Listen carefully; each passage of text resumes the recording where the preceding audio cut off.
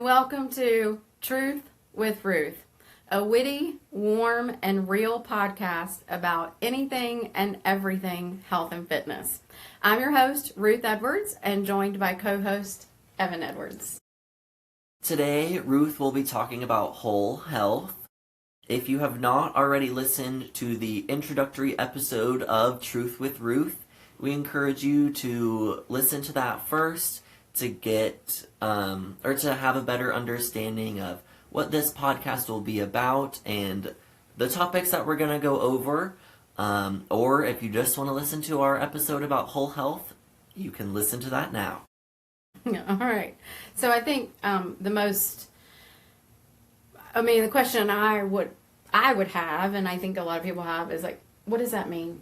Yeah, what does whole health mean? Is that like what makes up the whole? Right? What's the saying? Some of the parts makes the whole. There's some, saying. I told you I know a lot, but I don't know everything. Okay. So yeah, whole health and how I got to that, why I think that's important. And, okay, so if you listen to that first episode, then when you hear my background and my windy road journey, especially in health and fitness and wellness, is very windy. I didn't major in like health and fitness or exercise science or anything like that. I wasn't going to be a doctor, but I did major in biology, and I really liked chemistry. So, but anyway, yeah. So I think how I got to whole health. And now the word is holistic, integrative. You hear those words a lot now. And how I got to that conclusion, 20 plus years ago, is a result of my upbringing, childhood experiences with my grandparents, my parents, then yes, education, biology, then counseling, right? So biology, mental health, and then my own health journey, fitness journey. So I'm not perfect, and I haven't arrived.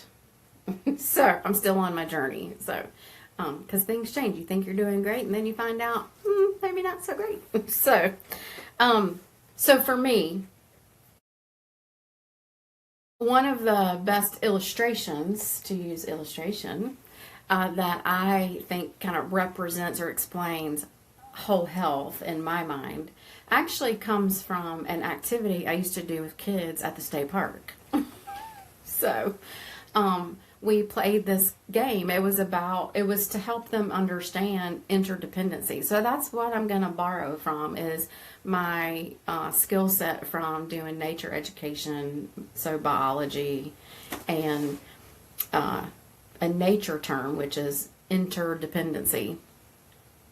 And we would play this game and with a ball of yarn, and the kids had to throw it back and forth and across. Now, I think we oftentimes did it with helping them learn names, or sometimes we might have used some of the nature concepts, but anyway, and then you get to the end and you've got this big web. Okay, kids are standing in a circle, they've thrown the yarn back and forth, you have a web. Well, then, as the educator, I would do something to take a kid out. Or maybe give an example of, oops, that mosquito just got eaten, you got to sit down, something like that. And so you start taking the kids out, and they have to drop the yarn, or they have to tug on it or pull on it.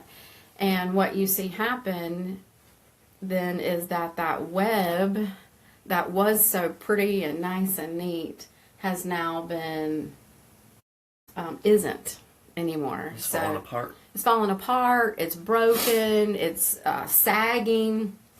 And so then, if you do think about a spider web in nature, right, and you come across one, it's absolutely beautiful and it's intricate. But if you take your finger and swipe You just screwed it all up. And the poor spider has to start all over. Okay, anyway. So that's one like illustration that can helps explain our health. So in my mind, that's our health. It's very intricate, it's complex, and everything is connected to something else in either directly or indirectly. And when one thing is not firing or not optimal or is suffering, it affects everything else. So another illustration, I had you make a little illustration for me many, many years ago, was like just a real simple basic flower with flower petals. And that's another kind of way to imagine it. And then each petal is an area of your health. So I'll go there next. Is what are those areas of health? Your mental health. So I'll name them off first. Your mental health, your emotional health, of course your physical health, your social wellness or well-being, and your spiritual. So for me, those are the 5 main categories. All right, so then just a little bit about each one. Of course, I mean, most people know what they are, but let's be clear. So mental health, that's your intellectual health, using your brain, learning, processing information, beliefs, perceptions, attitudes, philosophies, and logic. So when you're healthy in this area, you use the resources available to expand your knowledge, improve your skills, and create potential for sharing with others. You're also organized and structured in your efforts toward creative, intellectual pursuits. So, how can we maintain or achieve good mental health? Again, that's going to look different for every person.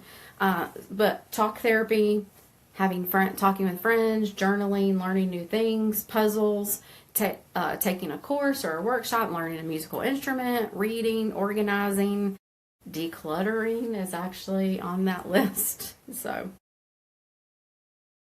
yeah. Emotional health is another category. So that's more than just handling stress or your emotions. It involves having a positive attitude, a healthy level of self-confidence, a strong sense of who you are as a person, and the ability to recognize and share a wide range of feelings with others in a constructive way. So remember, your body and your mind is interconnected. Stress can take a toll on your physical health as well as your emotions. And so signs of being emotionally healthy is that you can cope with life stressors effectively. So in this category, what do you do for that? Well, anything that brings you stress relief. What do you love to do that usually brings you some stress relief? So for some people, it's meditation, journaling, exercise. That's one of mine. Listening to music. Dancing, putting on what I think are good tunes and just dancing is great. For some people, it's yoga, other relaxation techniques, deep breathing, quality sleep, good nutrition, pursuing some pleasurable leisure hobbies. It's just whatever helps you manage those especially the negative emotions. Yeah. Social wellness. Okay. So before I tell you anything about it, here's just a classic example. So I teach at the gym that I work at. I teach active older adults fitness class. So it's mainly strength training at a slower pace. So gentle enough, but yet enough to help them gain some strength and stability. And the class has grown, and a big, big part of that class is community. They like to come because they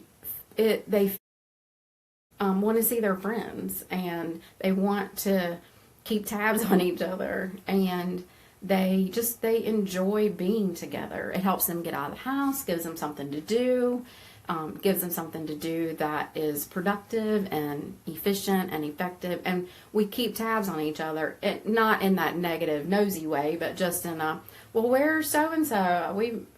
She said she had an appointment, and that right there, that defines social wellness. So like the textbook definition is having positive interactions with and enjoying being with other people. There are times when I'm grumpy and have a bad attitude, and I'm like, I hate everybody.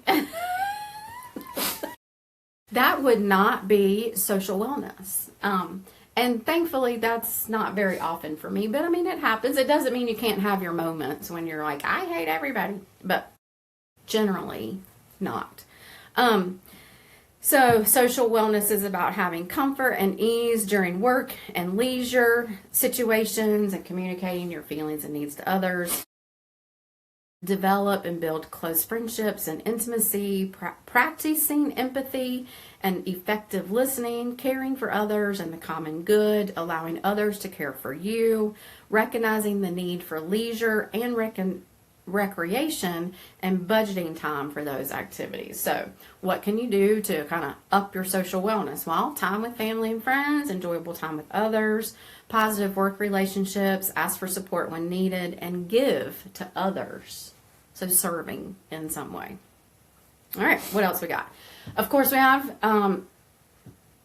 physical health and spiritual health. And I think that's all we have left. So spiritual wellness, well, that's a personal matter, and all of them are really, but it involves values, beliefs that provide a purpose in our lives. For the moment, the textbook definition, just consider that. It is generally considered to be the search for meaning and purpose in human existence, leading one to strive for a state of harmony with oneself and others while working to balance inner needs with the rest of the world. So having clearly defined values, beliefs, and morals help define your spirituality, provide a basis for key states such as compassion, the capacity for love and forgiveness, altruism, joy, and a sense of personal fulfillment. So, how can you increase your spiritual wellness? Prayer. For me, it's study the Bible, read the Word, worship. For others, it might look a little different. But that sense of purpose, you and I know that because we've watched it happen with my parents. Not having a sense of purpose is not helpful in maintaining mental well-being, physical well-being, because we've watched it. So I don't want to call it great. An example is my mom, your grandma, and she played the piano and organ at church beginning at age 14. And she's 89, so up until age 87. So what is that? I didn't go to... Okay, 87 minus 14. 73 years? Did I do that right? Did we do that right? I didn't... He's our math person that does it in his head. I'm pretty sure that's 73 years. Yeah.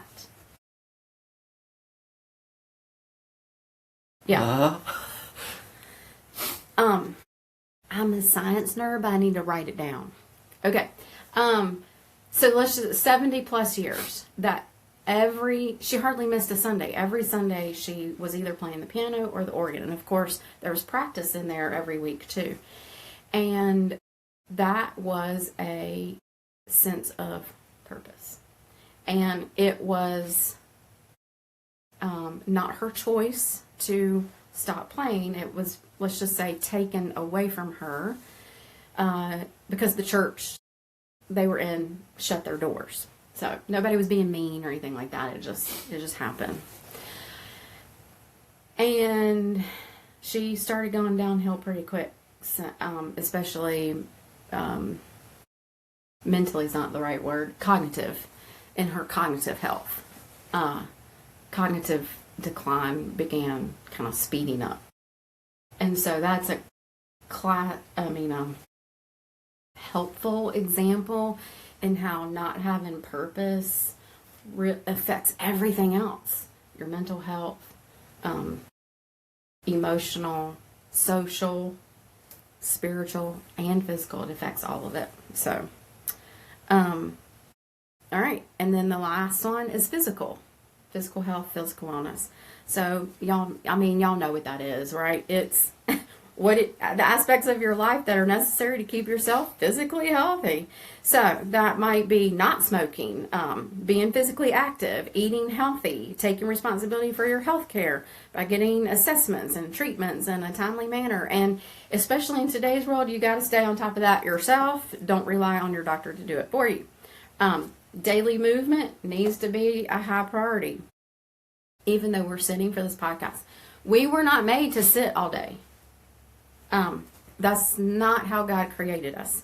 And more research is coming out that shows that a sedentary lifestyle creates a lot of health risks, maybe even more than smoking, such as obesity, diabetes, heart disease, stroke, Alzheimer's. So if you sit all day for work or drawing, guilty. Set a timer on your phone and get up every hour on the hour and at least do something. Do some air squats, bodyweight squats, march in place, jumping jacks, walk around the block real quick, walk to the water fountain, take the stairs, I don't know, something. Another essential component of your of your physical health is cardiovascular health. And the cheapest, easiest thing to do for your cardiovascular health is walk. I mean, you don't need anything special. Just put on some decent shoes and walk. And if you can walk every day, even better. Now, you probably have heard 10,000 steps a day. I mean, that's a great goal. If you're already doing a lot of steps. Now, Evan, that's not a good goal for you right now. Because what are you probably at right now? 2,000. Okay, 2,000 a day. So then a good goal for you, maybe is the right word, helpful goal for you for the next week or two would be to try to increase the number of steps per day by 1,000.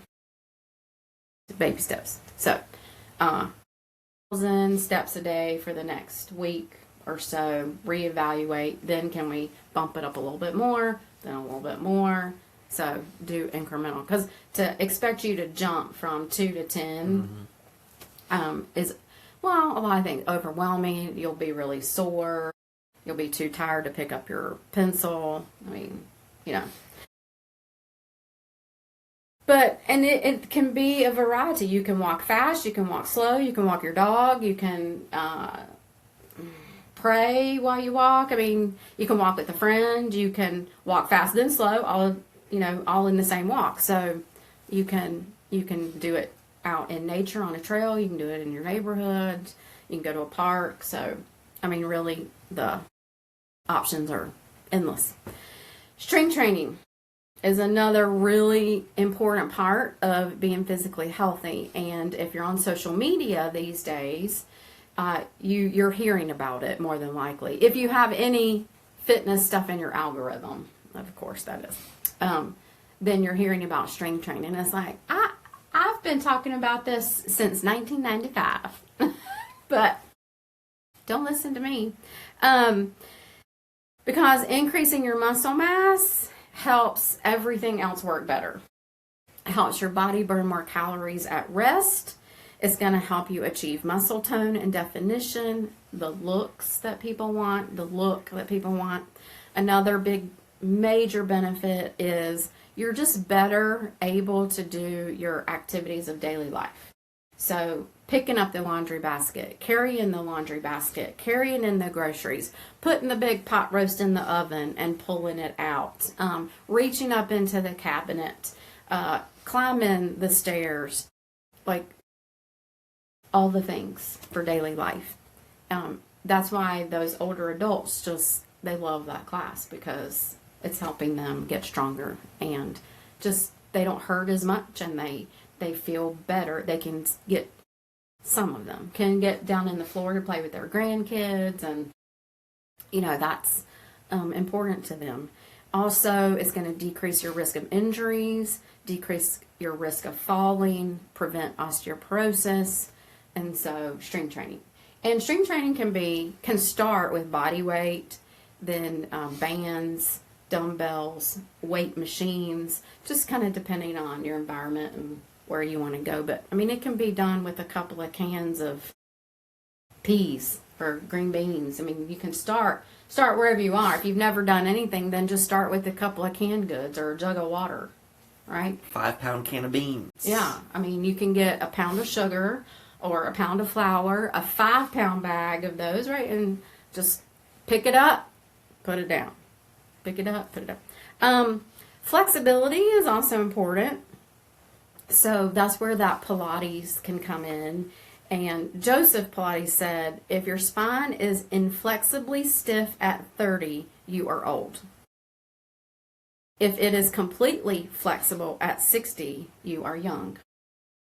So there you go. So Pilates, for me, it's just a great combination of dynamic stretching and flexibility and some strength built in there too. For me, it just really helps with my daily aches and pains, makes a lot of other movements easier, helps me be more balanced muscularly. And then for me personally, Pilates is a great stress reliever. Another big part of physical health is nutrition, and that seems to be very confusing to people. It still confuses me sometimes. But, like, to make it as simple as I possibly can, what you put in your mouth either increases or decreases your performance. It's your fuel. All modern diseases are the result of a deficiency. You're deficient in something. I mean, God made food. He gifted it to us, but he made it to be our sustenance. And he also created it to be, like, it's the center of relationships. Fellowship.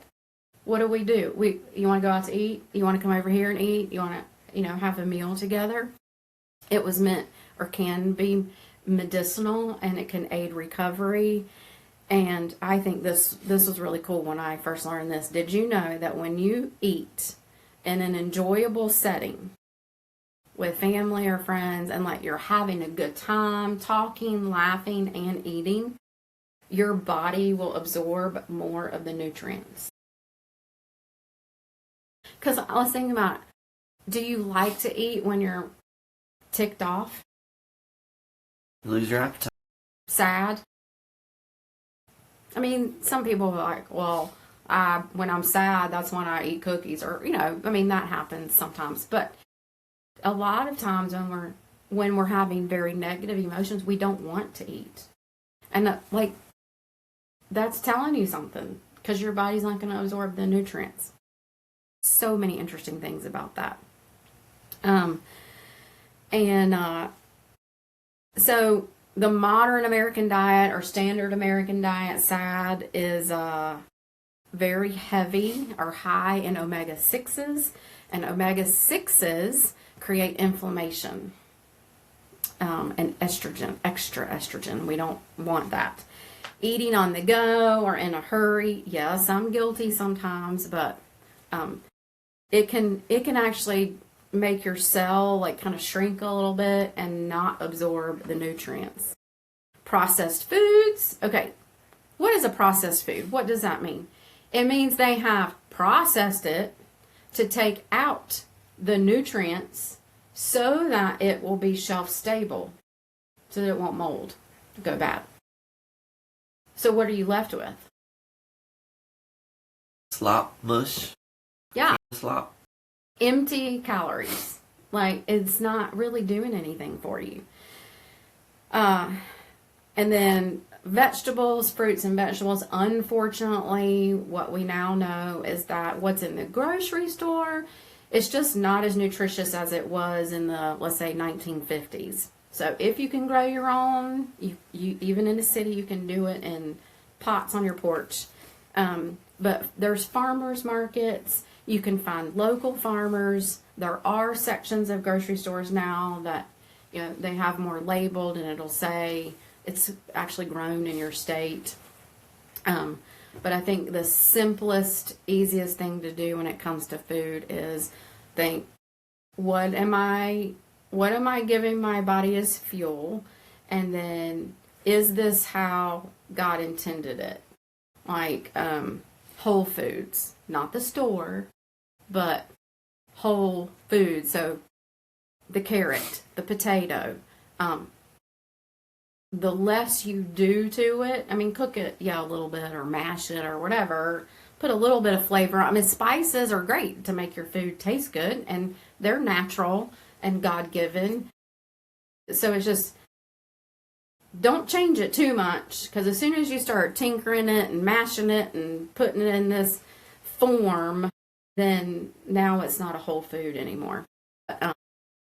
Try to eat whole foods the way God made them. Does that mean you can eat meat? Yes, He gave us those too. And again, there are different opinions and theories on all of that, but some people are huge vegan proponents, and some are paleo carnivore. Again, for me personally, I think it goes back to your ancestry.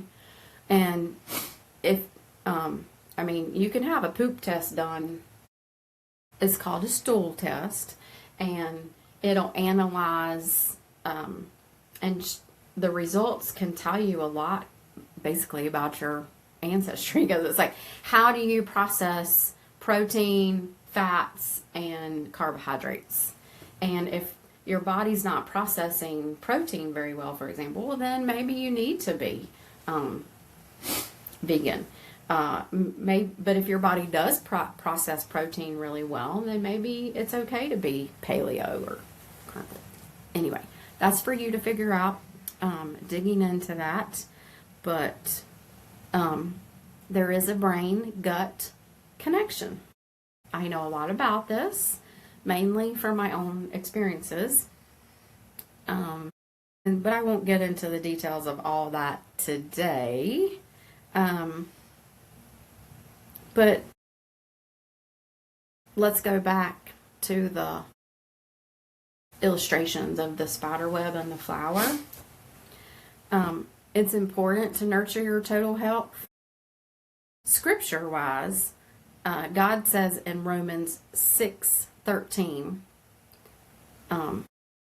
do not offer any part of yourself to sin as an instrument of wickedness, but rather offer yourselves to God as those who have been brought from death to life, and offer every part of yourself to Him as an instrument of righteousness.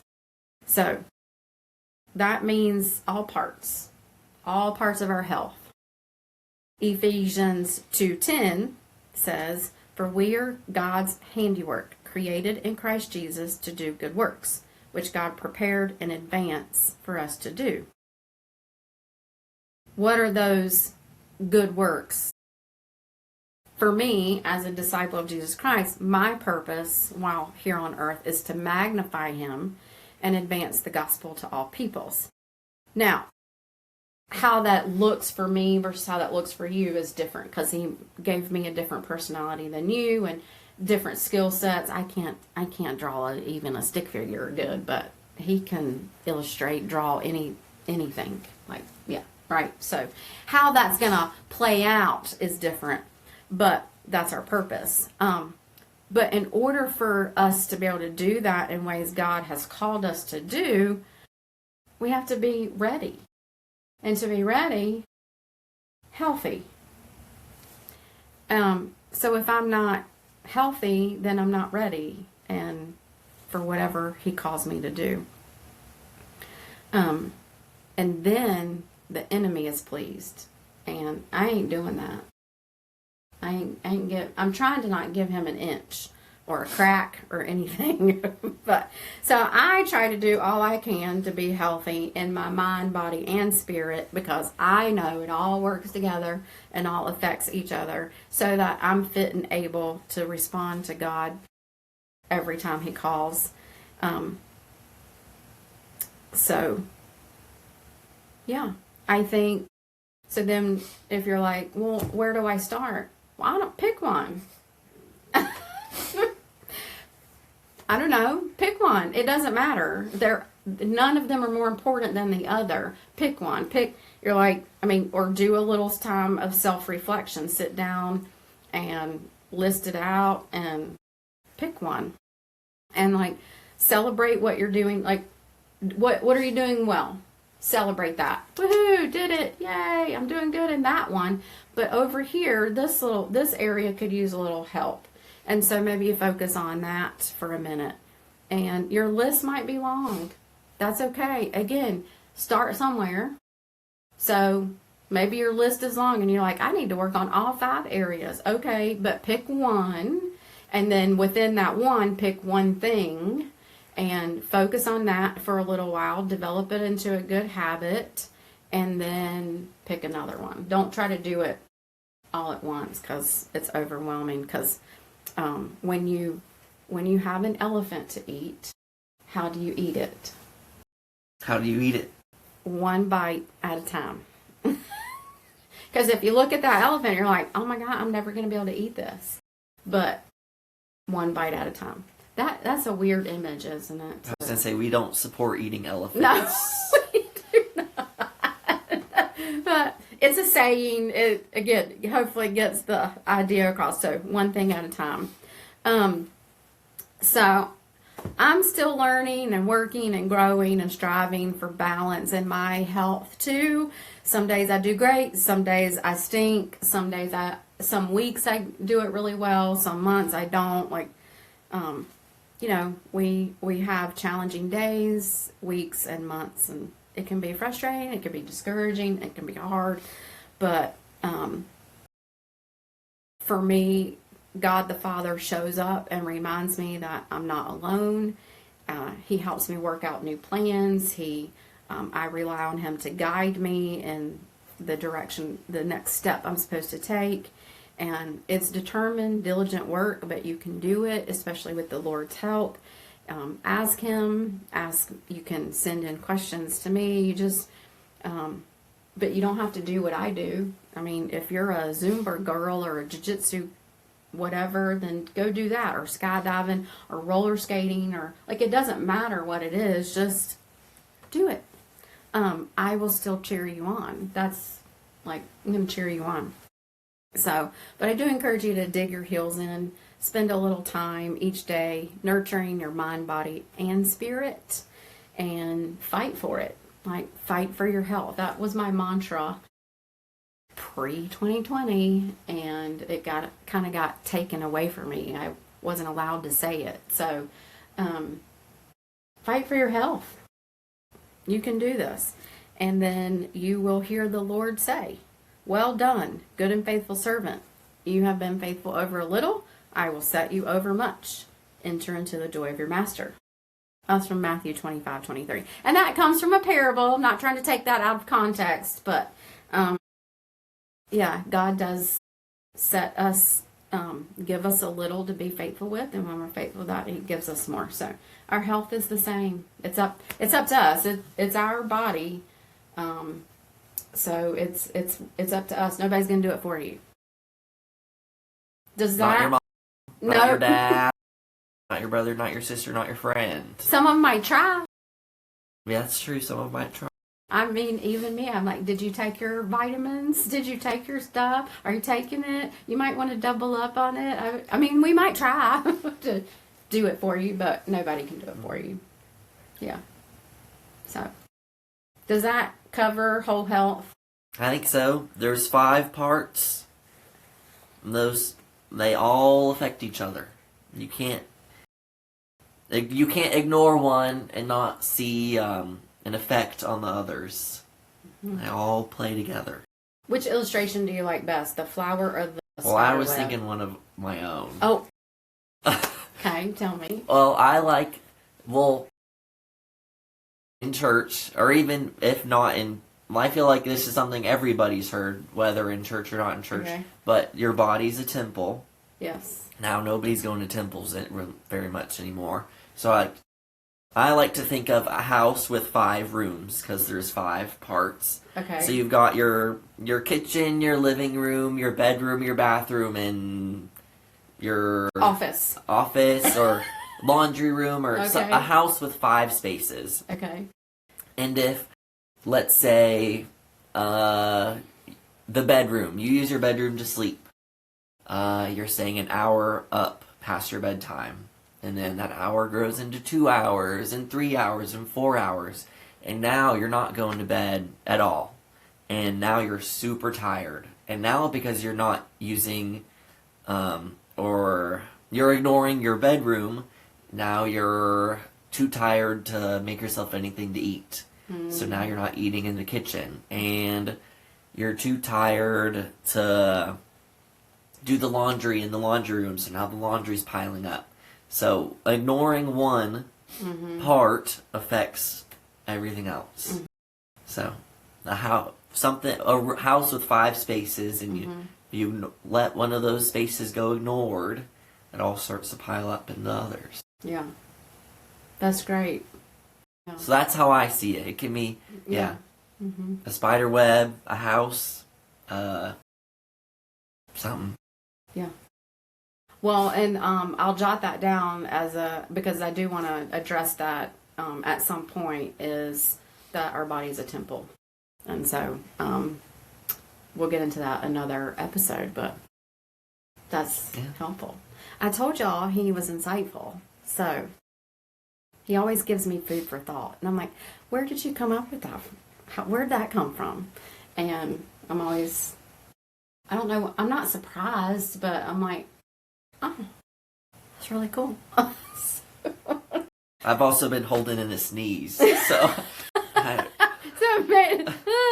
Okay, well, we're gonna let you go then, because so he can sneeze, and we went over our time today. Well, and before I sneeze, where can they find you? Okay, thank you. You can find me at the Truth with Ruth website, my Patreon account, which is Reignite Health and Fitness, and reignitepilates.com, and Reignite Health and Fitness on Facebook and Instagram. I guess I need to streamline those. Yeah. We will give links to those. We'll get it all together. We'll get it all together. We're still learning this, figuring it out. So, was there anything else? That's all I can think of. All right, we'll let you go. Thanks for joining us today, friends. Stay well.